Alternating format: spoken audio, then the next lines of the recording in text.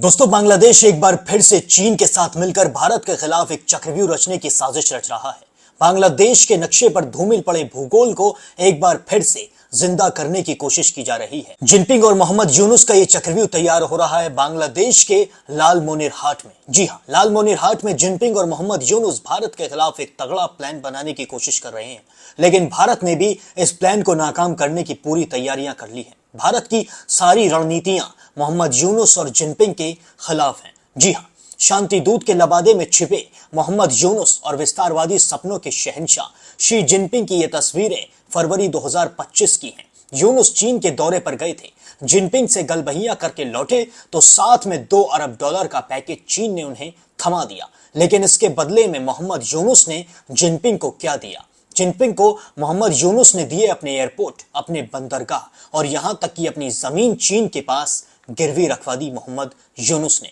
अब उसी जमीन पर ड्रैगन अपने एक पुराने सपने को जिंदा करने की कोशिश कर रहा है। जी हां, लालमोनिरहाट एयरपोर्ट दूसरे विश्व युद्ध के दौरान एलाइड फोर्स का गढ़ था। यहां का सूना पड़ा एयरबेस उस वक्त मित्र राष्ट्रों की लाइफलाइन हुआ करता था। इस लालमोनिरहाट एयरपोर्ट को अंग्रेजों ने 1931 में बनवाया था। दूसरे विश्व युद्ध में इसने अहम भूमिका भी निभाई थी। उसके बाद 1958 में पूर्वी पाकिस्तान ने इसे नागरिक उड़ानों के लिए इस्तेमाल भी किया, लेकिन फिर यह बंद कर दिया गया था और अब चीन की मदद से बांग्लादेश फिर से इस एयरपोर्ट को दुरुस्त करना चाहता है। लेकिन सवाल है कि इनके इरादे क्या हैं इस एयरपोर्ट को दुरुस्त करने के पीछे। दरअसल लालमोनिरहाट का ये एयरपोर्ट भारत के सिलीगुड़ी कॉरिडोर यानी चिकन नेक से महज 135 किलोमीटर की दूरी पर है। चिकन नेक वही गलियारा है जो भारत के 8 पूर्वोत्तर राज्यों को देश की मुख्य भूमि से जोड़ता है, यानी कि एक पतली सी सांस लेने की नली। और चीन के साथ मिलकर बांग्लादेश इस श्वसन प्रक्रिया को बाधित करने की फिराक में है।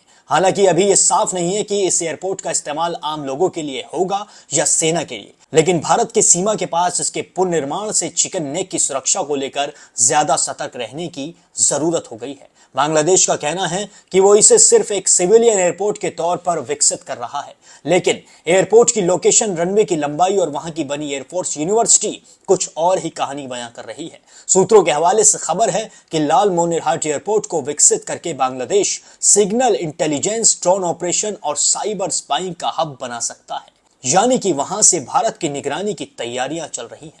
फिलहाल तो यही लग रहा है कि यूनुस ने लालमोनिरहाट के मिलिट्री लॉजिस्टिक को चीन के हवाले कर दिया है और चीन वहां से नॉर्थ ईस्ट पर अपनी निगरानी मजबूत करने की फिराक में है। लेकिन यूनुस और जिनपिंग की साजिश को जवाब देने के लिए भारत की तैयारियां भी पूरी तरीके से मुकम्मल है। लालमोनिरहाट का जवाब देने के लिए भारत की रणनीति का नाम है कैलाशहर एयरबेस। जी हां, दरअसल कैलाशहर एयरबेस त्रिपुरा के उत्तर में स्थित है, जिसे फिर से एक्टिव करने का काम शुरू हो चुका है। 1971 की जंग में इस एयरबेस ने काफी अहम भूमिका भी निभाई थी और बांग्लादेश के मुक्ति संग्राम के दौरान सर्जिकल और रणनीतिक एयर अटैक के लिए भी इसका इस्तेमाल किया गया था। उसके बाद यह हवाई अड्डा 1990 के दशक से निष्क्रिय पड़ा था, लेकिन पिछले करीब 30 वर्षों से शांत पड़ा एयरबेस अब फिर से एक्टिव होने जा रहा है। यानी चीन की हर चाल का जवाब अब काउंटर स्ट्रेटेजी से दिया जाएगा। भारत अब आंख उठाने वालों को जवाब देने में देर नहीं करता है। यूनुस और जिनपिंग पूर्वोत्तर के फिजाओं में जहर घोलने की साजिश रच रहे हैं, लेकिन वो साजिश कभी भी